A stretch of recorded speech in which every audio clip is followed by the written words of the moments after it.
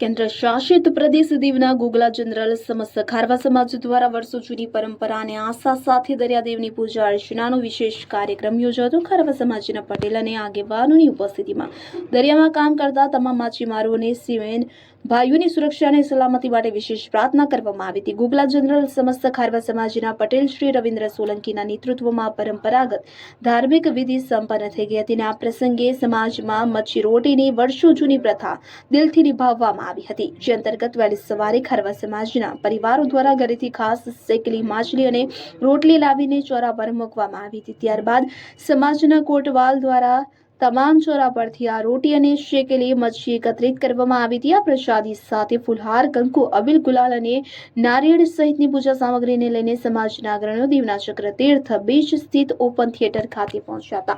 ત્યાં સ્થાપિત દરિયાદેવની ભવ્ય પ્રતિમા સમક્ષ શાસ્ત્રોક્ત વિધિથી પૂજા અર્ચન કરવામાં આવ્યું હતું અને દરિયાદેવને પરંપરાગત બલિ અર્પણ કરવામાં આવી હતી. ખારવા સમાજના આગેવાનોએ જણાવ્યું હતું કે દરિયાની છાતી ચીરીને રોજીરોટી કમાતા